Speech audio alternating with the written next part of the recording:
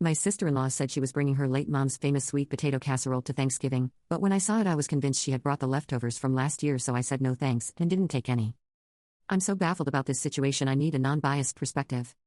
My husband and I, 30F, have a quite large family: his parents, his 2 siblings plus spouses and kids, my divorced parents and their new spouses, plus my siblings and their spouses and kids. Altogether we are well over 20 people, so family gatherings can be overwhelming for the person hosting. And yes, my divorced parents and their new spouses get along fine and there's no drama. Last night we celebrated Thanksgiving, and as a family tradition everyone brings a dish. Usually we communicate with each other so that way everyone is making different types of food. My sister-in-law, wife of my brother, said that she was going to bring her mom's famous sweet potato casserole. I thought it was very nice of her since her mom passed away this year and she was honoring her memory by making her recipe. However, once I saw her dish I truly think she brought last year's leftovers. Instead of big pan, she brought several small and medium containers of sweet potato casserole. Although it did not smell weird, it was very dry and just didn't look like a regular one. I didn't try it and discreetly told my husband my concerns, who also did not try it. Once Thanksgiving was over, my mother called me saying that my sil was upset because she noticed I didn't try her dish. I told my mother about my fears and she said that I'm just too picky with food and there's no way a frozen casserole could last a year without having mold. I pointed that the several containers could mean she cut the good parts and left the moldy ones. After an awkward silence, we decided to agree to disagree and hang up. I feel bad for my sil, but I truly could not bring myself to eat something I am not 100% sure is safe. So am I a jerk? Update.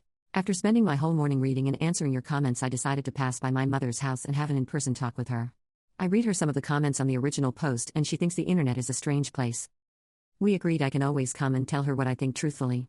She has not talked to anyone else in the family about the yam debacle. We decided to call my brother and ask if we can go to his house and have a talk with him and my sil.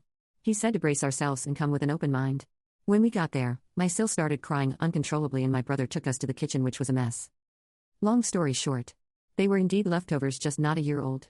I guess sometime before her passing, Sil and her mom had made several family recipes as a bonding experience. The casserole was one of the staple recipes and my Sil had froze several containers of it.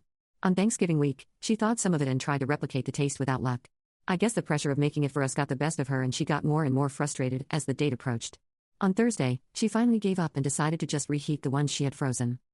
As to why my Sil noticed that I didn't eat her dish, apparently in prior years I had complimented the casserole as this is the best one I've ever tried. So this year she was expecting some comment and was sad when I didn't even try it. I apologized and told her I was really sorry that I hurt her feelings.